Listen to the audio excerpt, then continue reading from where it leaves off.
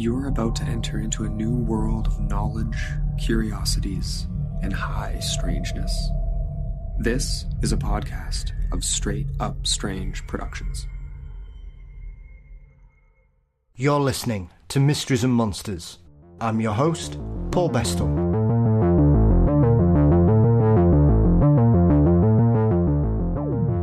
In 1927, a discovery in Folsom, New Mexico, led archaeologists to realize human history in North America went back far further than anyone had previously believed. In the century since, more intriguing discoveries have introduced the Clovis to the wider world. Helping us understand just what the Clovis is and was is Jason Pentrail from the wonderful 7 Ages podcast. But before Jason educates us on the Clovis, don't forget you can support Mysteries and Monsters by signing up at patreon.com/mysteriesandmonsters. $4 a month gets you ad-free episodes, guaranteed early releases, bonus content, and more. You can also click the link in the show notes as usual. Mysteries and Monsters is across all social media platforms. Please subscribe to the Mysteries and Monsters channel on YouTube. You can also visit mysteriesandmonsters.com for news and episodes. Please visit our exclusive merchandise site for your t-shirts, mugs and stickers, available in TeePublic, and the link is also in the show notes. Our intro and outro music are performed by the marvellous Weary Pines. Thank you as always to Dean Bestall for his wonderful artwork. The show is produced by Brennan Storr of the Ghost Story Guys, and Mysteries and Monsters is delighted to be a part of the Straight Up Strange network. Let's join Jason then, as we go on the search for the Clovis. It's not even a century ago, yet, when the whole perceived history of human habitation in the Americas was turned on its head, the 1927 discovery of Pleistocene humans clearly showed evidence of what became known as the Clovis. Joining me to clarify this archaeological history, this intriguing culture, is researcher, writer, and podcaster Jason Pentrail. Jason, I'm delighted to welcome you to the show. Thank you for joining me. Hey, well, thanks for having me, Paul. I'm happy to be here. It's something I've been looking forward to for a couple of weeks now, so it's going to be a good time. Well, let's see how we go. As we do. It's something I've been wanting to dive into, Jason. Obviously, we've spoken off air. I was very humbled to be invited onto your show at the beginning of this year to join you for a chat about weird and wonderful things. And obviously, over the last few years, I've become very aware of the work yourself, Micah, and James Waldo have done in regards to the 7 Ages research and what's been going on in this. And for somebody not based in North America, I'm completely intrigued by this whole sort of pre-indigenous Native American culture, as probably the rest of us would realize it now, Jason, because I think for a lot of us outside of the US especially, we get to hear very little about Native American and First Nation culture and history anyway. And then to discover that there's a whole civilization that predates what we believe to be the Native American, for me, I just find it incredibly fascinating. For you, as someone that, very similar to me as a child, had a love of all strange, wonderful archaeological things and digging in strange locations, probably. Was this on your agenda as a child, or were you one of those people that was enticed into it through dinosaurs and Indiana Jones, and then everything else has sort of followed on from that? No, I was really one of those children who was born with the fascination. So my mother used to have to drag me around to all of the historical sites, and I live here in Charleston, South Carolina, so it's a very history-based area. And we have lots of old homes, lots of colonial archaeological sites. And then we have a long history of Native American sites here throughout not only the peninsula of Charleston, but the whole surrounding area. We have a lot of rivers and waterways here, and all of those were home to Native American sites for thousands and thousands of years. And so, growing up, as I would discover more and I would get taken to a museum, do a school field trip or something like that, you begin to see the layers of history. So just understanding how far back it actually goes. And then from a child's mind, 8, 9, 10 years old, you think, okay, Well, like, the Revolutionary War was a long time ago. And then you realize, okay, well, there were people here before that. And then there were people here before that. And as you, age and go through high school and then into college and things like that, you begin to understand just how long that time scale really is. And then when you get involved with archaeology, as I did, you begin to realize that there's still so much that we don't actually know. And that every single year, the clock's kind of getting backed up a little bit further and a little bit further. And with each one of those times that we have to rewrite that sort of history, it just kind of opens up the possibilities of, okay, well, if it goes back this far, then how much further does it go back? And how are we going to be able to use the modern technology, to use everything we have available today to track it back to a beginning point? And that is a point that we haven't yet reached. We're still looking for a beginning point. Suppose, as I said in the introduction, the fact that this has only really sort of been with us for not even 100 years, because I think it was, as I said, 1927. So we're not even at the centenary of the first real discovery of this pre-Native American culture, Jason.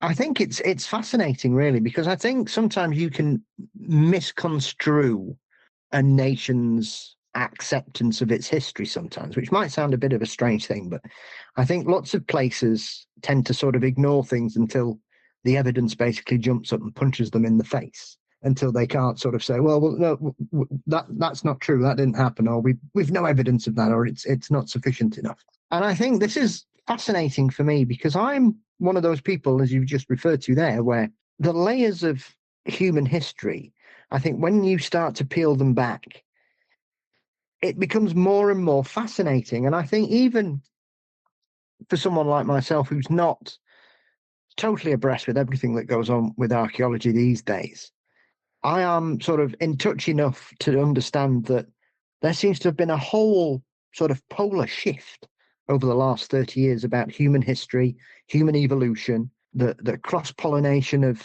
species that we thought we'd eradicated. We now realize that it's basically just cross-mating, and we absorb different cultures throughout our times. The discovery of other lineages in the last 30 years. The human tree has gone from being like a stick of celery to being more like a broccoli head these days, Jason. And I think this is just another branch of this whole, because obviously the most fascinating aspect of this is that the Clovis seems to have only been around for a very small space of time, really, or what we would consider the Clovis to be. So clearly there were peoples before them that we still haven't really sort of burrowed down into finding out what's going on. And yet now, even in the last 100 years, the discoveries just seem to keep popping up and popping up. And it's fascinating when we look at this, in my opinion, that the most striking aspect of all this is that technically they seem to have only been able to find the body of one particular person they could consider to be a Clovis, which I believe was an infant that was discovered in the 1960s. And that gave that whole genetic DNA lineage that suggested and sort of solidified the Siberian connection, because obviously there's a lot of that coming across the land bridge. But also it shows you that there was a lot of this going on. So there was clearly people prior to all this going on, and yet we've still got such a tiny, tiny, tiny piece of DNA evidence that we can say. I find that part of it even more surprising. Yeah, this is a multi-puzzle piece type of thing here. There's so many pieces that are missing. And the only thing we're able to cling on to when we're talking about Clovis is mostly, with the exception of that one body you mentioned, the Anzac burial.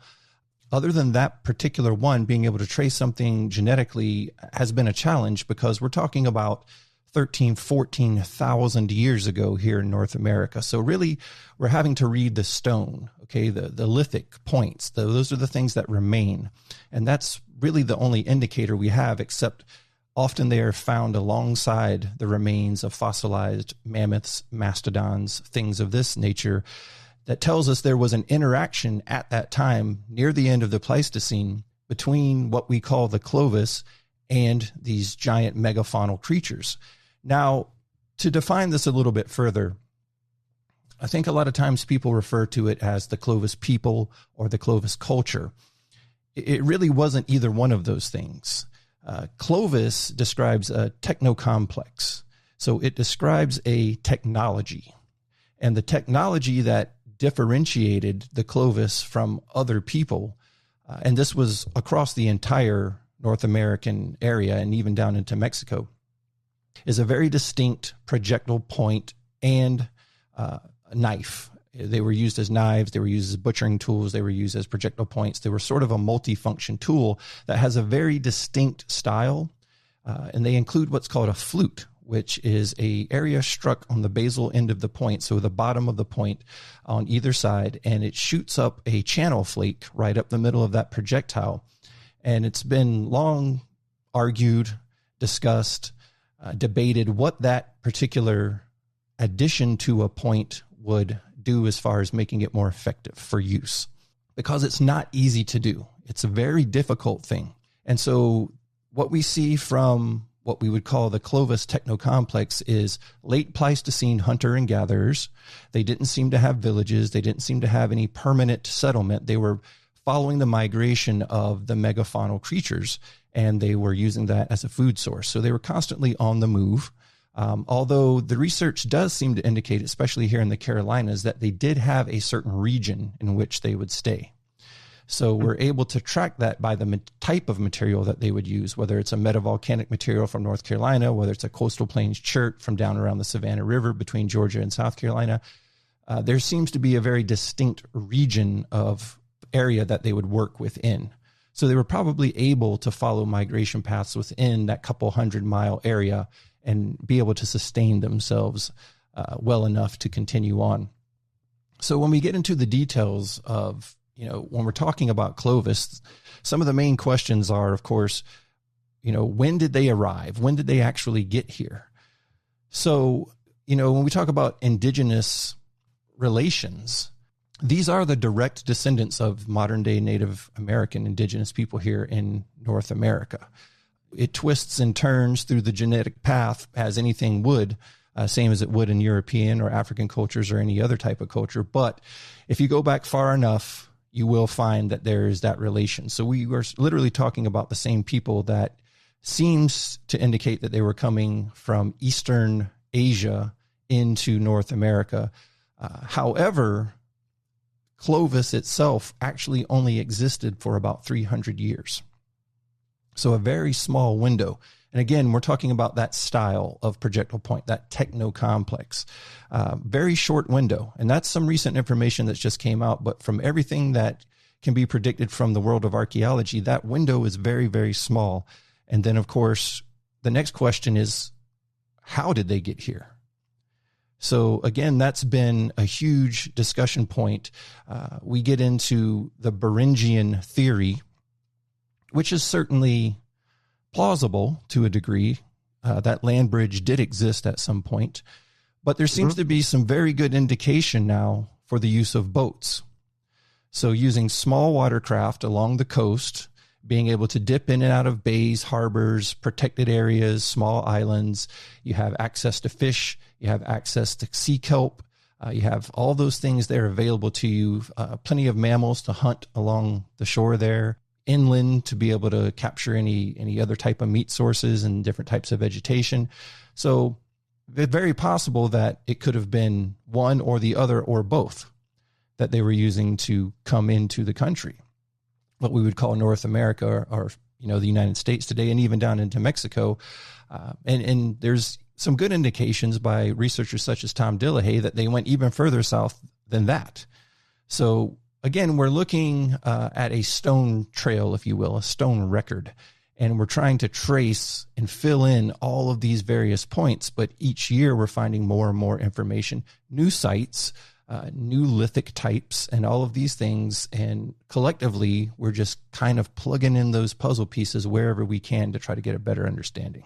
What's the most northerly point that anything's been discovered so far, Jason? Because I would imagine this, for me, looking at this, I suspect that the most difficult aspect of this is basically trying to discover any evidence of coming from sort of Alaska down, as you say, because it would make sense for you to follow the coastline rather than try and make it over land, depending on the time of year, I would suspect, because you've always got a line of sight. And as you say, you've got abundant resources there for you, weather dependent, of course, and seasons. But I would imagine the fact that even in the modern era, 90% of Canada's population lives 200-300 miles next to the American border, and yet it's still the second biggest country in the world. You've got an enormous landmass there that archaeological evidence is probably, the surface has not even been touched at all. Yeah, those are all great points. And as far as we can tell right now, Alaska is home to one of the most northerly sites as far as we're talking about Paleo-Indian, i.e. Clovis. Now, there's some interesting information out there because there's a lot of areas in and around Alaska that seem to have been a stopping point. So they may have came across either across the Beringian Strait or via boat, but they seem to stop right there in Alaska for quite a while. And there seems to be as if they were maybe stuck, as they couldn't move further south because of the ice wall. You got to remember, at this time, there was two major ice sheets on top of Canada, the Cordilleran and the Laurentide ice sheet. These ice sheets were up to 2 miles thick with solid ice, very Game of Thrones-ish. So it's, but something that would have been extremely intimidating. You would have gotten to a certain point where you would literally be staring at an endless wall of ice. Which can be obviously very intimidating. But the thought in the past has been that there was an opening in between those two large ice sheets. And when that opening got big enough, these people were able to move down through Canada into North America. And then you have the ice sheets continuing to recede over time. However, if you really look at the way that that land would have been structured as those ice sheets were separating, that land is not just going to be an open field for you to walk through. It's going to be full of lakes, rivers, marsh. It's going to be extremely difficult. Now you have to imagine these people are no different than we are today. They've got children, possibly pets, possibly caring for elderly, and they're moving in small family groups. Moving and trying to wade your way through that type of environment would have been extremely difficult, especially for children and for people that might have been having to carry an elderly person or someone who is injured.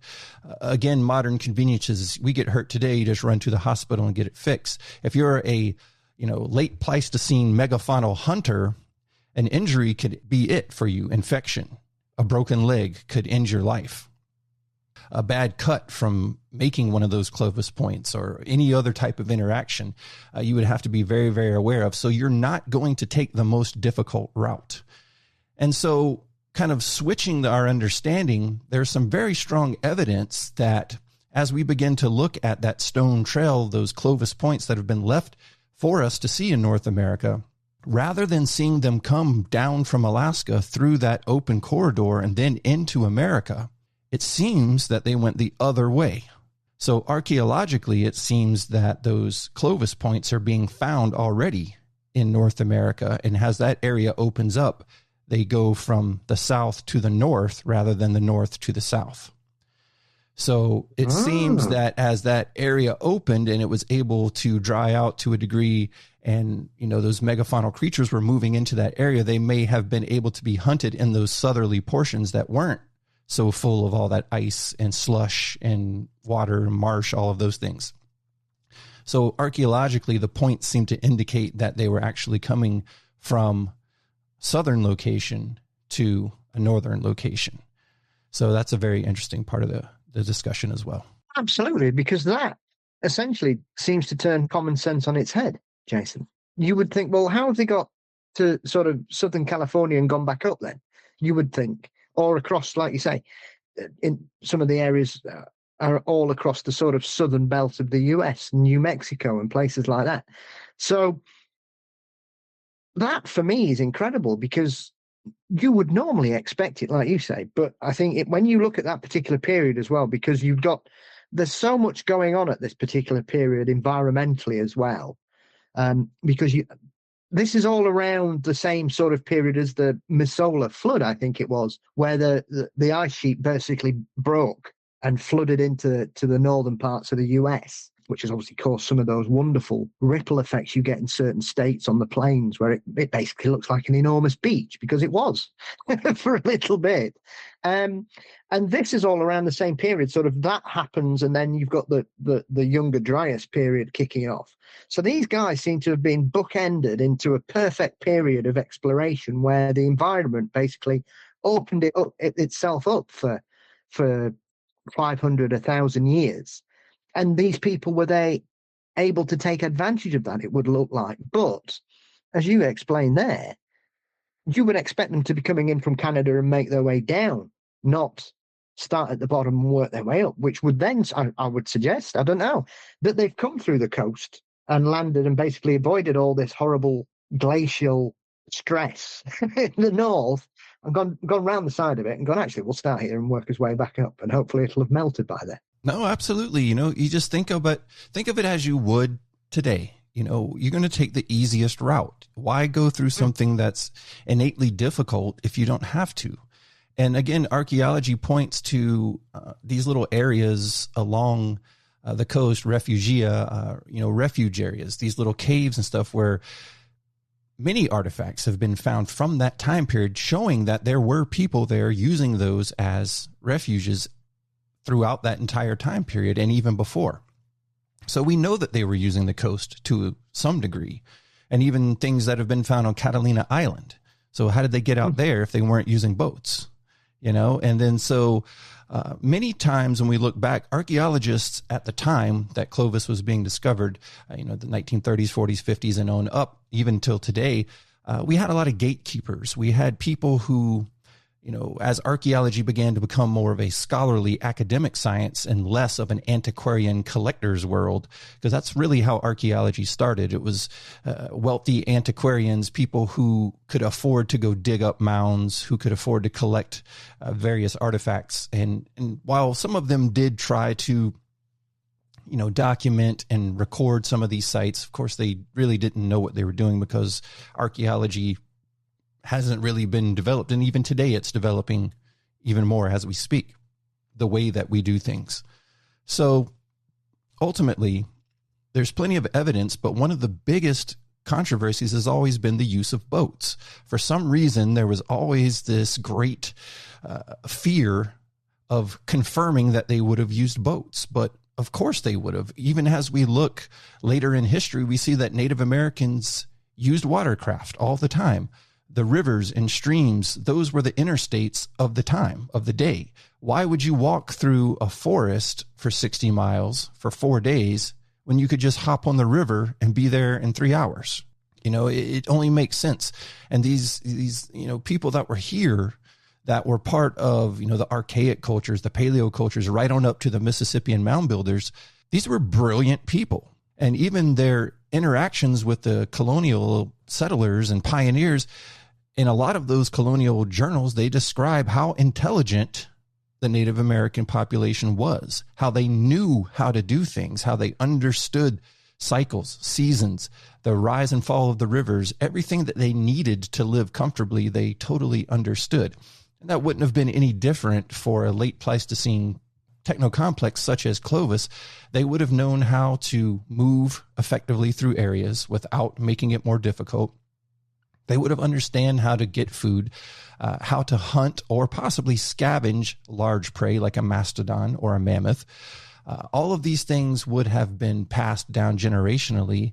And while it seems, nearly impossible for us today, the evidence shows that they were very comfortable with this sort of lifestyle. It's always intrigued me as well, Jason. I don't understand what the fear is in certain circles when we prescribe ancient cultures intelligence. There seems to be a real fear about it. And I don't understand why, because I think when you look at certain points in history, there are several aspects of this over here in Europe that often makes me extremely frustrated, that we're often told that the Greeks and the Romans and Alexander the Great and such like these incredible empires that we had here all mastered sailing and boats and being able to use them in invasions often. And yet we're expected to believe that they all got to the head of the Mediterranean and went, actually, we're not going out there. We don't want to go anywhere. We're all right just sailing around here back and forth. And I find that sort of acceptance ludicrous, Jason, because the one thing I've always found when looking at these cultures is their thirst for exploration and conquest. And I cannot believe that anybody from that particular area, even, you look at some of the cultures in Egypt and obviously other parts of Africa, where you have these incredible concepts and constructions and communities and histories and knowledge bases there that we're able to look back on now and think, goodness me, this is incredible stuff. And yet when they go and look at things in North America, there seems to be this kind of aspect of, well, I don't think anybody could do that over there. And yet we keep seeing it. Recently, there was that discovery of the lost city that they found in Central America, which has basically turned the whole perception of the intelligence and community spirit of ancient culture in South America and Central America completely on their heads, because everybody seemed to think that they were all nomadic tribes up until a certain point. And now we know, well, actually 2,500 years ago, they were building cities. No, it's a great point.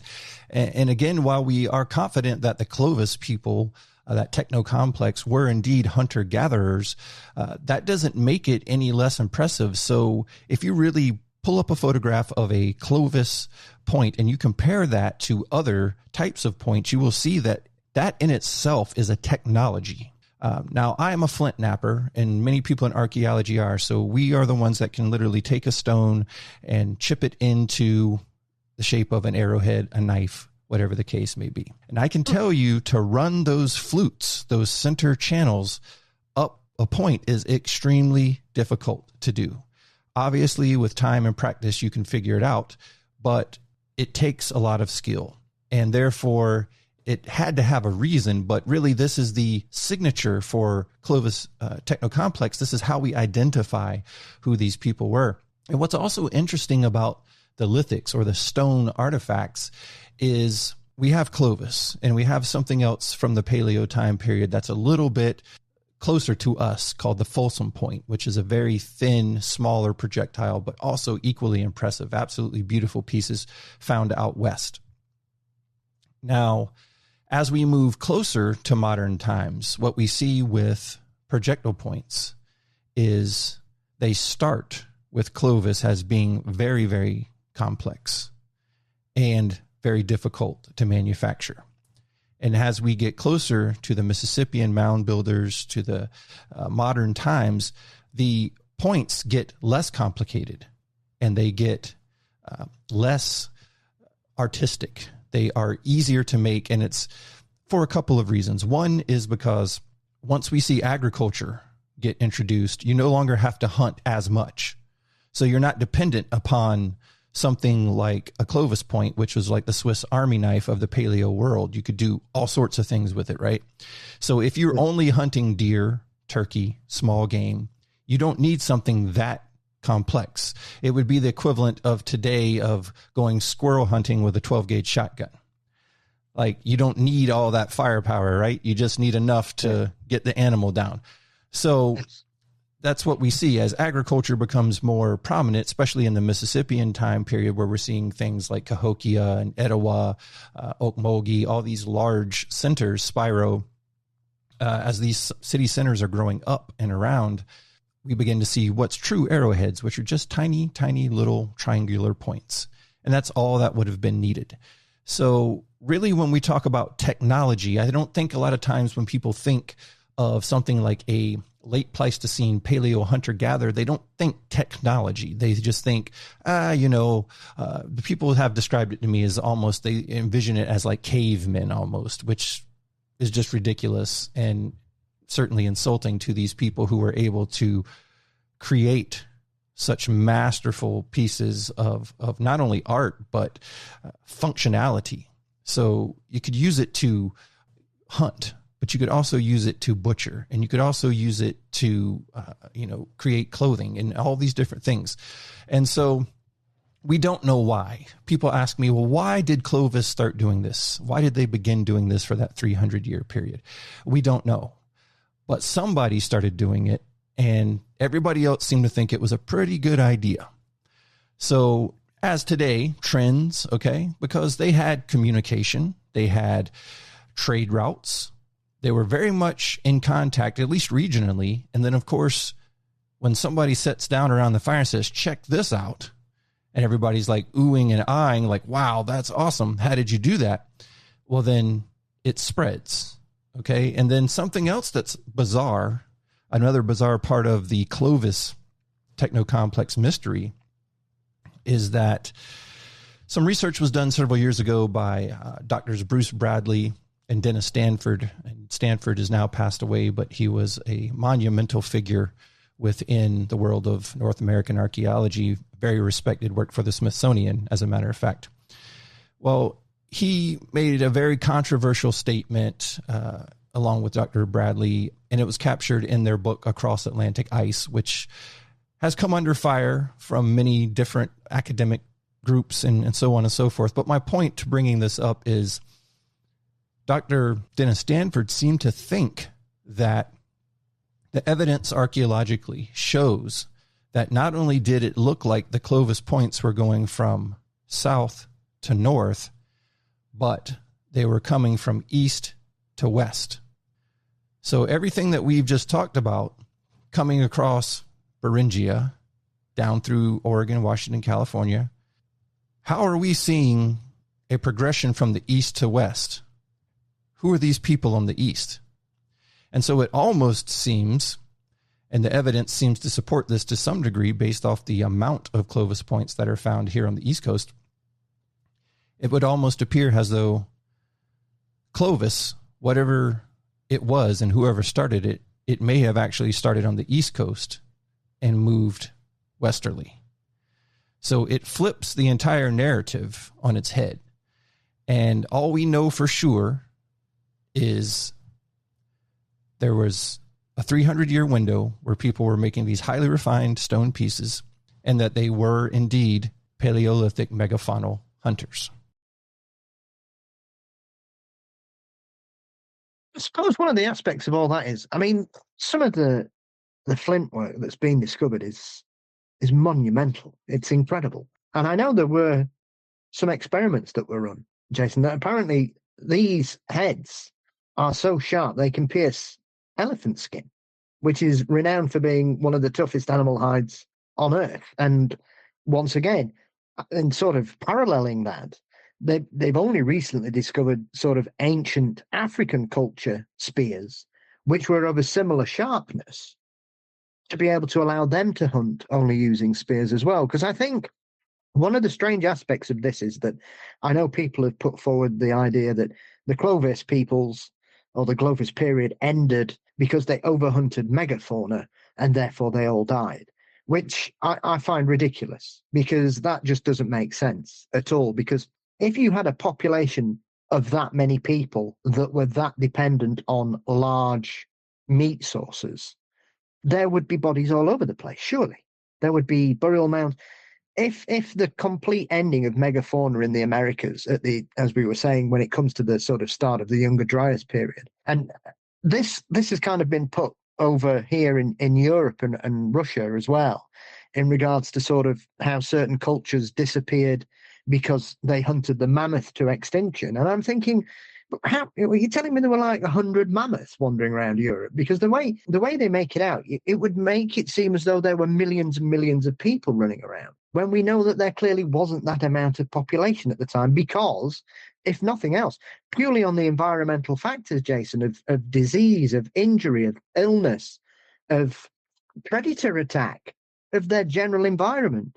And so I think when you look at the megafauna explanation as to the end of a civilization, I'm not buying it, because if these people are that intelligent to be able to fashion tools and understand the movings of animals and be able to follow their migratory paths and keep with them and build these camps, and also, as we've referred to, creating these incredible multi-purpose tools. We've got evidence of using boats. We've clearly got culture. We've got teaching. We've got nurturing.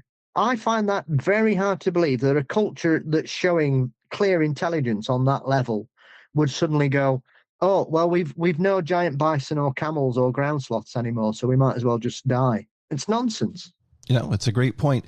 And it's called the Overkill Hypothesis. It was very popular several years ago. There's still quite a few proponents within the academic world that really still push for that. But really, if you look at the basis of it, we would be saying that, these people came in from the upper western corner of the United States. They swept down in a very short period of time, remember, 300 years, and they managed to implement the Clovis killing machine that literally wiped out every piece of megafauna on the entire swath of North America. Now, again, we're talking, as you said, Paul, about very intelligent people who understand nature, understand migration patterns, understand how much can be taken in an area in order for it to maintain its numbers of population. And not to mention, a lot of the evidence, as I presented in my book, was a lot of the sites seem to indicate that in the case of the mammoths and mastodons being butchered, that oftentimes they may have actually been scavenged and not necessarily killed. And in a few cases where they look like they may have been killed, it also seems many times that the particular animal would have been mired down in mud, stuck in a swamp, maybe not intentionally, but ended up having itself stuck in a way that it couldn't escape and made for an easy target. So many times people envision these Clovis hunters with their spears, running up and stabbing at, a mammoth from its underbelly and rolling away before its massive feet come down to squash it. They wouldn't do that. Again, remember we talked about an injury could be it for you. An ankle twist, a blown out knee, something like that could be the end of your life. So you're not going to take unnecessary risks. But if you happen upon a mastodon who's stuck in a swamp, well, that's an easy target, right? That's easy access. The animal can't hurt you. It can't get away from you because it can't run. It can't charge you with its massive tusks. So it would be an easy way to harvest an animal.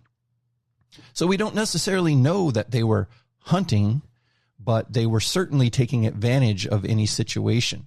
Now, as far as the overkill hypothesis goes, so we're talking, 14,000 years ago.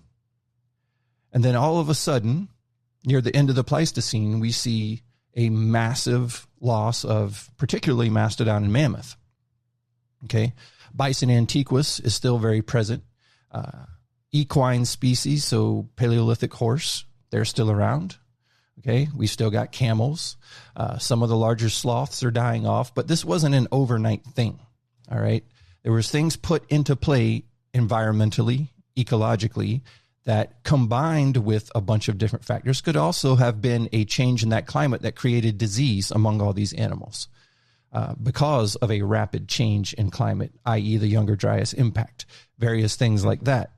So we don't know all of the ins and outs, and it could very well and most likely was a combination of all of these things. But now we have to back up a little bit, because are we to believe that Clovis Technocomplex just showed up and did all of this damage, right? Because everybody up to this point has been saying the Clovis were the first. Okay, they were the first people here. And before that, people like Arlis Hrdlicka was a gatekeeper who said that there's nobody could have been here at that time. That's just ridiculous. Nobody could have been here 14,000 years ago. There's absolutely no way. Well, he refused to acknowledge any of the Clovis artifacts. He refused to acknowledge that they were of the time period that was being indicated. So that backs us up to 14,000 years, right? Yeah.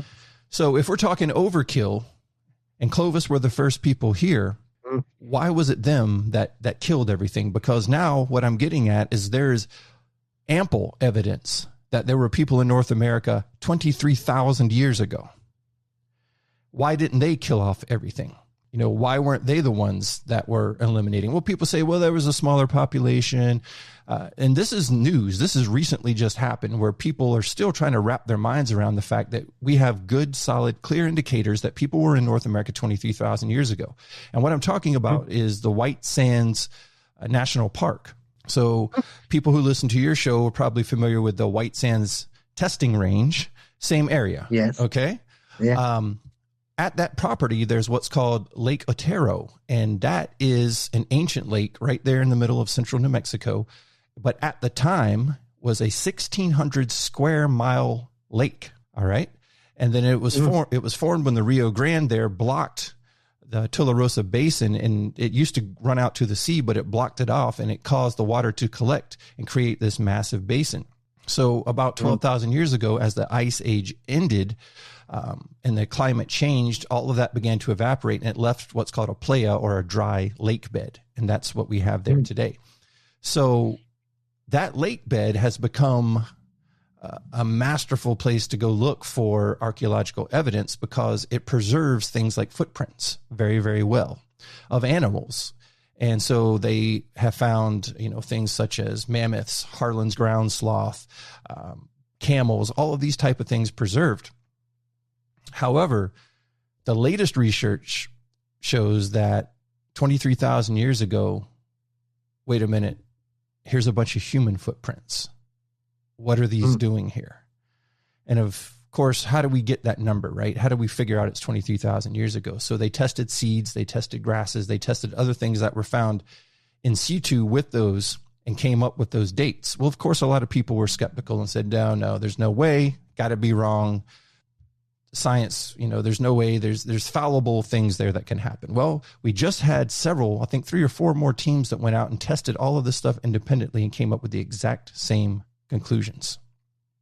So we literally have the footprints of people walking on the edge of that basin, of that lake, 23,000 years ago.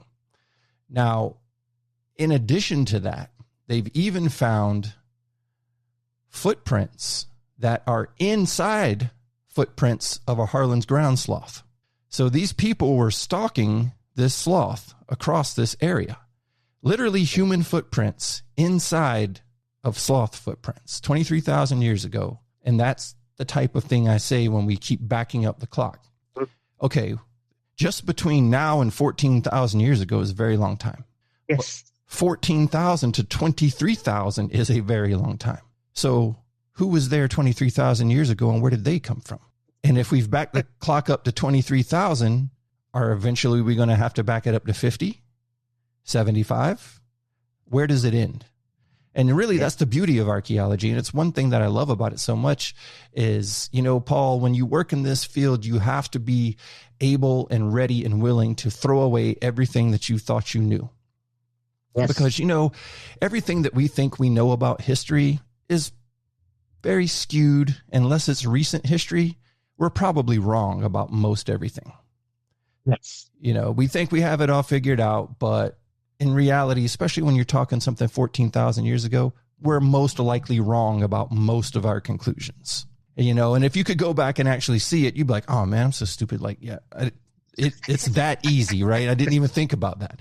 So, my point being is, as we begin to back up this record, North America's never had antiquity like that. We're always the new guys, the new country that doesn't really have that ancient history like you see in Europe, but we do. And we're finally starting to discover it. I mean, I just can't get my head around why people just can't comprehend that people would live there, Jason. I know often it's a joke. I often hear people talk when I listen to other podcasts, and they say, oh yeah, I live in this really old house. It was built in 1920. And I'm thinking, I grew up in a house built in 1746, 30 years before the American Revolutionary War. And so when I look at our history, I mean, where I live here in the north of England, near here is a place called Creswell Crags, where the earliest evidence of cave art in the United Kingdom exists, which is from 13,000 years ago. We've discovered, I think it was 2010, we discovered flint tools in Norfolk, which have been dated to 900,000 years ago, Jason. So I can't understand why someone could look at that information and that evidence and that history based in North America and go, yeah, I don't think anybody was here 24,000 years ago. And you're like, well, hang on. If they managed to get to the UK nearly 1 million years ago and were able to create tools, I do not understand why you would not think that that could apply on your side of the Atlantic, if not more so. No, it's great points all around. And you also have to keep in mind that during the Ice Age, the factors of life were completely different. So much of the ocean water was in a frozen state. So the ocean levels were much, much lower than they are today, making, literally millions of square miles of land accessible that today you wouldn't even think about. I mean, literally here in Charleston, you could go an extra 100 miles straight out into what's today the ocean and still be on land in the Ice Age. So we are not always looking at it holistically from what did it look like when these people were here? What was the temperatures like? What was available for food sources? And again, that word migration, people always say, well, they migrated into North America. They may not have. They may have just simply been doing what they do. They might not have said, consciously, let's go migrate. Let's leave where we're at and go somewhere new. They may have just been following the food source, adjusting to the climate change, and during that Ice Age, found themselves here in North America. And it could be as simple as that. And plus, as you're moving down through the continent, okay, you're getting better weather as you get closer to the equator. All right. So why not keep going? Hey, this is pretty nice. Okay. It's not as cold. We don't have to wear these furs and stuff as much. So, it's again, people need to realize that the Clovis people were exactly like us. They weren't a different species. They weren't anything. They were us, extremely intelligent, able to adapt. And then, of course, people come up with these type of questions. Well, how did they know how to do that? Or how would they have done this or done that? Look, when you live outside 24 hours a day, 365 days a year, you figure stuff out really quick.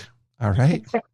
So when your life depends on knowing these things, when your family's life depends on knowing these things, you can adapt to things quickly. You figure things out. You understand how to get business done. Because, Paul, if you do not, the repercussion is death. So it's a very black and white world back then. So if there was something available to them that was easy access, that would have provided an easier life for them, of course they're going to exploit that, whether it's 14,000 years ago, 23,000 years ago, or 100,000 years ago. Now, I'm an evidence-based person, so some of that speculation of 100,000 years, but I'm open to the fact that if you can show me and provide me good, clear, solid evidence, I'm okay with that. So many people have that aversion to wanting to change. Everything I've written, I will throw in the trash can right now if you can provide good, solid evidence that's factual, repeatable, and everybody is on board. I'm totally fine. Rewrite the history books. I don't care. That's why you do archaeology. You don't do this to reaffirm the same thing that we already know over and over and over again. We already know that. Yeah, that's good. Let's go find something new, because we know we're missing huge pieces of the puzzle internationally. I think oftentimes about China. What is the archaeological record in places like that we can't get into? You can only imagine, what might be in a place like that? What might be in a place like that might relate to what we're talking about here tonight of the Clovis Techno Complex in North America? All of those things. And so we should constantly be looking. You should want to change the narrative, because that's science. That's understanding. And like I said earlier, we know we're wrong about most of this stuff anyway. So let's clarify what we can. Well, I've always thought, Jason, that archaeology is probably the most malleable science, because it has, even in our lifetime, it has changed so much our understanding of our history and the migration of peoples around the world. You only have to look at the last 50 years to see what we thought we knew to what we know now. They're essentially different histories, really.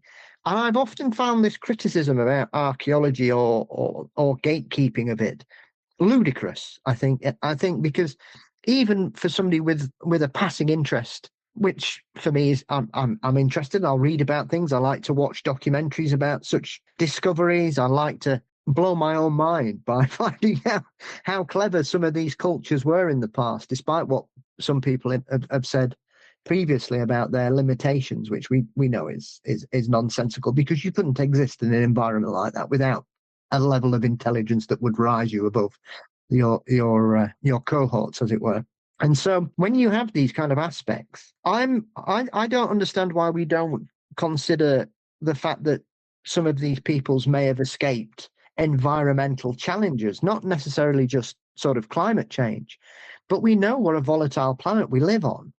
You only have to look at the volcanic activity that we're aware of in the last 100 years, when we've really sort of been studying it, and look at, as we've been touching about, the Younger Dryas period. That was basically people claiming that there was a bit of warming in the environment, and people going, well, why did that happen? Oh, well, we think a comet might have landed in an ice field, which conveniently doesn't leave any evidence. There's a lot of theories like this that come forward. Tunguska is another one where somebody's said, oh, I think it's a methane volcano, which doesn't leave evidence. Well, we could all say that then, really, because if it doesn't leave any evidence, you can't prove your hypothesis.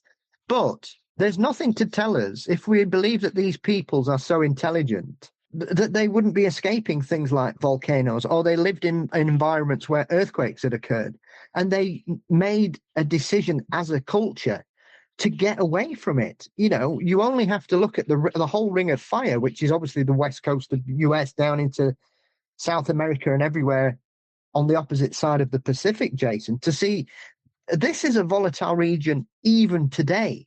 I can only imagine it was probably far more volatile when we're looking at it 50,000, 100,000 years ago. And so when you look at some of the aspects to the east of the US, islands in the Caribbean, Greenland, Iceland, these are all highly seismic areas, either for earthquakes or volcanoes or tsunamis. All these things occur in those particular areas. These are all driving forces, because if people didn't react to these kind of cataclysmic events, we wouldn't be here today. You're exactly right, Paul. It's that ongoing drive of the human spirit to, push on, to continue the species, to get out of danger's way. And a lot of this stuff is just basic common sense. Just as today you would avoid something that was obviously going to affect you and your family. It's a flood zone. Hey, we're going to have a hurricane. We just had a tropical storm here 3 days ago. If you live in a flood zone, common sense tells you to move, to get out of the way, right? But we know they always have a few special folks that don't take heed to those warnings, and oftentimes they end up paying the ultimate price. But the idea here is that the human drive is extremely strong, and people figure out their environments. They figure out what needs to be done. They can make adjustments. They can make changes as needed. And, from an archaeological standpoint, one thing that I really am happy about with archaeology here in 2024 is the way that it is changing. So we're seeing a lot less actual physical excavation where we're digging stuff up, because we have things like ground penetrating radar, LiDAR, all of these different things, laser scanning, all of these things that can be used to give you a better picture of what you're looking at, versus necessarily having to go out there and dig everything up. Not only is digging destructive, but it takes forever, because when you're going down literally centimeter by centimeter with a trowel in your hand, and you're working a 2 by 2 meter square, and you're going to work on that one square for 3 months. That's your field school. You're not able to get a whole lot of the picture. It's the same thing we see at Göbekli Tepe. That's not a real big place, but there's obviously been many of them found through ground penetrating radar, more circles in that vicinity, other areas that need to be explored. They're all around there, but you have to move at that very slow rate, because A, you don't want to damage something. B, you want to make sure you don't miss something. And at the same time, you want to make sure that you're interpreting the record correctly. So there's reasons for it.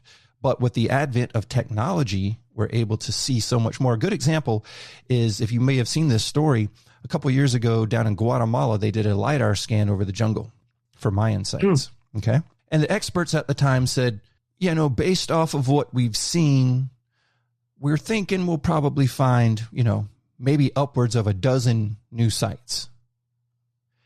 The LiDAR scan came back with a clear, concise hit on 60,000 new structures under the jungle canopy.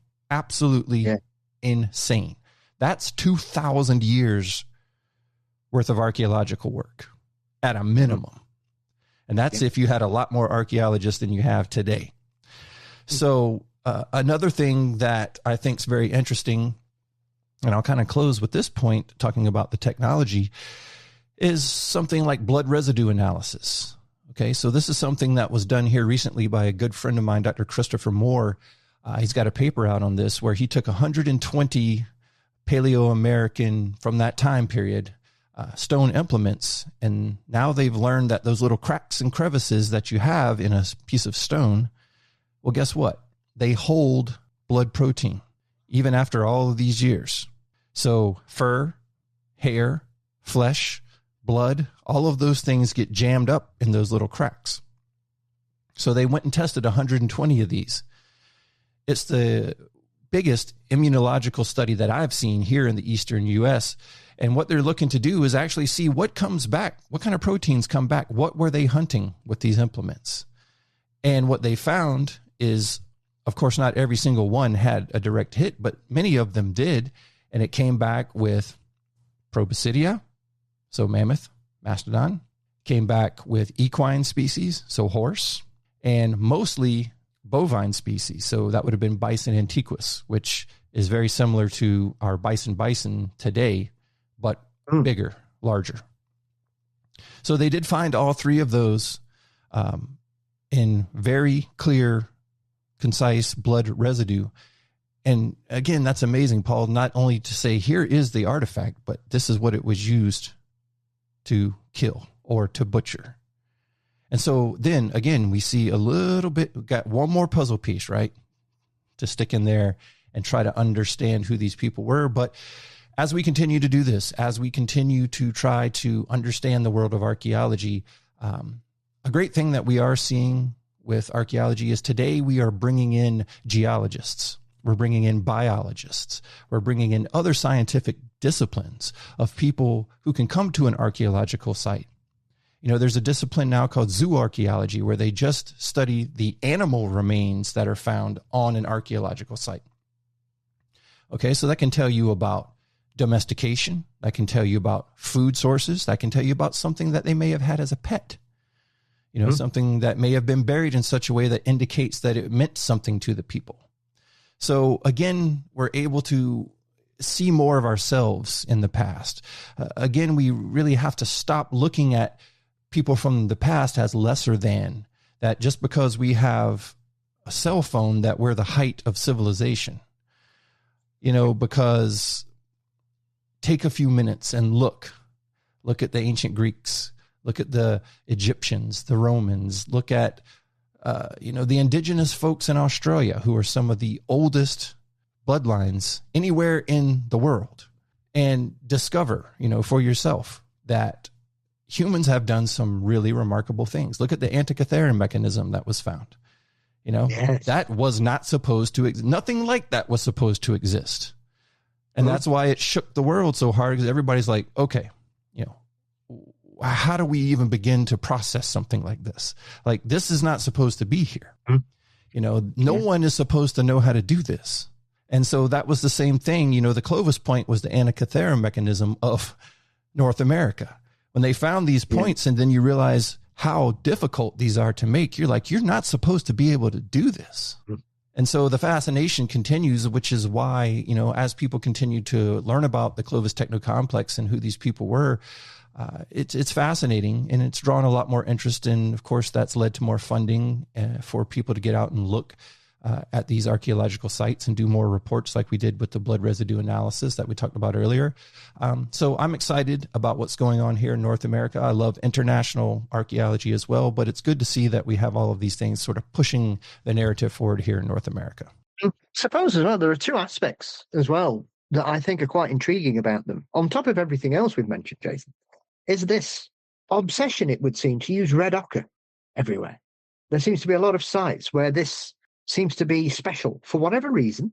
And I think often, as we've said several times during this conversation, people will often presume why something is there or what its purpose was. Because along with this abundant use of red ochre in a lot of the sites that have been discovered are also these deposits that are known as caches, where it seems that they've left a number of tools for a specific reason. And I've seen various standpoints on what they're for, from people saying that it's a ritual thing, which I think is often a very easy explanation for something you're not really sure why it's happened, Jason, or that perhaps these people are leaving these things as a hunter these days has a cache, where they have specific locations where they will leave food, supplies, armament. And you would suggest if they're leaving tools there, they probably would have left food, clothing, whatever, that's maybe rotted because it was natural resources. And therefore, the only thing we're left with is the remnants of the tools. No, you're exactly right. And earlier when I talked about Dr. Dennis Stanford talking about the movement of lithics from the east to the west, that's exactly how he determined that. He was finding caches across the country, and when he would trace the source of where did this material come from, it was coming from the east, not from the west.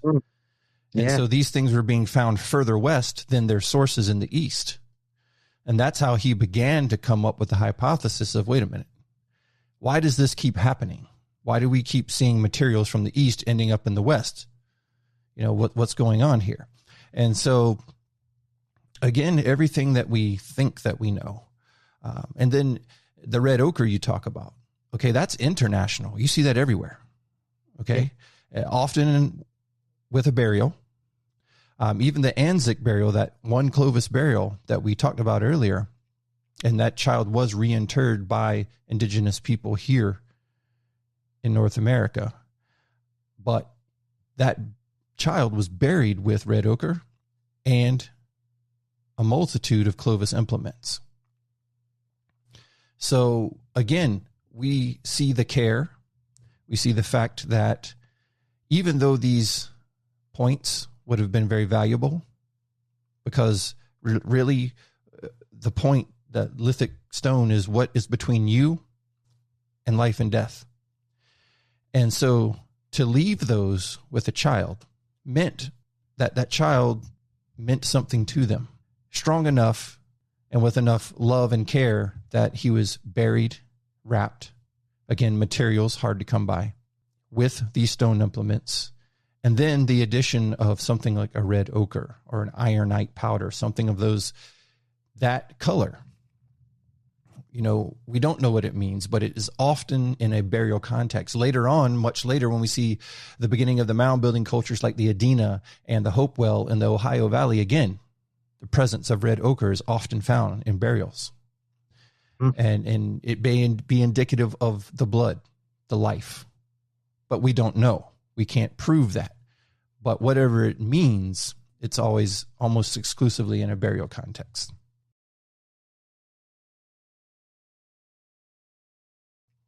I suppose that in itself, as you say, when you look at the burial site, yes, you've got these implements, which shows a level of intelligence, a level of care, a level of love. But also, you would suggest that when we compare that to other cultures around the world, that also perhaps suggests that they're giving them tools that they'll need for their journey, wherever they may go, Jason, which then suggests that they have the concept or the construct of an afterlife, whatever form it may take. For all we know, they may believe that their spirits disappear on a giant mastodon and ride off towards the glacial boundaries. We don't know. We would be making it up. But when we look at other cultures, everybody left gifts or offerings or protection for whoever had been buried for their journey, be they Viking, Greek, Egyptian, ancient Britain, Celts, down into Africa. You've got it in Native American culture. You've got it in First Nations. You've got it down in Indigenous Australias. It's everywhere. And so, as we said earlier, we talk about this level of intelligence and this concept or this presumption that because people didn't have televisions and cars, they must have been stupid, which is ludicrous, really. They had the wherewithal to have the ability to understand the world around them far more than most people in this modern day would be able to do. Jason, you take a split group of the general populace and you plonk them in the middle of Montana and say, right, here you are. Here's a few sticks and some stones. We'll see you in 12 months. Yeah, you're going to find bodies if you're lucky. And, but it's the plight. It's the plight of the modern society. Most people in urban areas haven't seen the sky, in some cases, years, because you look up and because of light pollution, building structures, you can't see those things. And you get so caught up in your life, in the day to day, and whatever's happening in the world that sometimes we forget about that part, that human beings are nature, but we like to separate ourselves from nature. We like to exclude ourselves in our air-conditioned homes, which I live in a very hot place, so I am more than thankful for that. And I enjoy the modern conveniences. We're using them right now. And how wonderful is this to be able to have discussions like this? So I'm not someone who, knocks everything that's modern. I just think it's important to recognize there's different kinds of technology. There's different kinds of adaptation. And humans are remarkable in the way that regardless of what the situation is, they're always able to adapt and overcome. Whether it's Paleolithic, Clovis technocomplex people hunting mastodons, or, people today tracking a hurricane using modern technology and being able to get out of the way. The things like that, all of this collectively together, each generation has its own story to tell. But ultimately, my goal was to tell the story of some of the most inventive people here that we know of in early North America, Northern Mexico, South and Central America, because it's a fascinating thing. And you think about that time period when there's dire wolves, saber-toothed cats, mammoths, mastodons, camels, the American lion, which most people haven't even heard of. The American lion was an absolute beast. Much bigger, much stronger than the African lion. And it was not something that you want to play with. But all these things were still there. So again, you think it's me, my wife or spouse or partner, and maybe 2 kids if you're lucky, against the world. And you got to think that there had to be, during all that time, many cases where you turn the wrong corner on that mountain path and it's you and a saber-toothed cat and a sharp, pointy rock between you and him. And that's all you have to defend your family, is a sharp, pointy rock on the end of a stick. But yet they made it. They overcome. They adapt. That lineage continues today with our indigenous people here in North America who can trace their lineage back and even beyond that. But they're still here today. And I think that's important to recognize too, is not only looking at the past, but also recognizing that these people, these brilliant, adaptive, deeply religious people are still here today. I think that's a very important point to all of this. I think as well, before we sort of wrap up this fascinating subject, Jason, is that it clearly seems to be really developing some traction. I think often there's always this I think sometimes people looking on American science for whatever reason, there's this perception that they don't care enough, or they're not diligent enough, or they're not interested enough, Jason, which is clearly nonsense. And I think it's, once again, it's one of those, you look through the prism of your own international bias at other countries often, and you view them in whatever way you've been ingrained to feel about them, I think. And so I think sometimes if you sort of don't look into this, you probably think, oh, well, they're not really that fussed. I think it's obvious now that there seems to be a real momentum gathering here, that people have thought, well, we know enough about the history of the world to know that this can't just be 13,000 years ago. There must be 23,000 years ago. There has to be 50,000 years ago.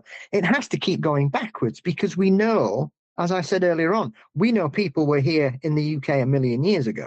I find it very hard to believe that they wouldn't have reached North America at the same time. That just doesn't make sense to me. And it's one of the, if anything, you would be wondering, why do we have evidence of cultures in places like Papua New Guinea or Indonesia or Fiji or Hawaii, even places that are, with the greatest respect, nowhere near anything else, especially in the Pacific? I mean, how the hell did anybody get to Australia and New Zealand then? Which was far, it's not like here in Europe, people could walk to England in those days. In North America, you could walk from Siberia there. You couldn't walk to Australia or Fiji, and yet people found their way there. And once again, this comes back to one of the points we were talking about earlier on. This belief that only Europeans use boats. Well, how did anybody land anywhere in the Pacific? They weren't all riding around on lost palm trees, were they, for goodness sakes? They were clearly a culture of fisher. You live on an island. What's the most abundant food source you've got? It's fish. And how do you fish? You go into the sea. And then ultimately, as humans do, as you're sitting on the beach one night, you go, what do you think's out there? Like, if we go a little bit further, what do you think we'll find? And of course, having an understanding of currents, having an understanding of seasonal patterns, when storms are going to come through, when they're not going to come through, when's going to be a favorable time to go out into the ocean. They're going to know when fish migrate through, what time of the year we're going to catch tuna. Next time we're going to catch swordfish. This time we can catch snapper, grouper, whatever the case may be. They understand all of those things. And so it's not that difficult to wrap your mind around the fact that a culture that's already utilizing boats and watercraft for fishing on a daily basis, why would you even really doubt that they could come up with a way to get out to these islands? And obviously they did, Paul, like you just said. We have the evidence that they were there. So you can't deny that. I mean, unless they flew, they had to get there with a boat, right? So, I mean, I don't really understand. I've never understood those aversions to those things within the academic world. And because, again, I think, I'm a proof-driven person. I want to see evidence. But a lot of organic evidence doesn't last. And a boat is going to be made out of most likely wood materials. And those things are not going to preserve. Even today with the Clovis, all we really have is the stone. We're not seeing their materials. We're not seeing, think about all the things that they probably made out of wood. Yeah. That have never preserved. So really, we're only able to understand that they had these stone points, and based off of the mammoth and mastodon kill / scavenge sites throughout North America, we can determine that they had this degree of interaction with these megafaunal creatures. And other than that, we know nothing.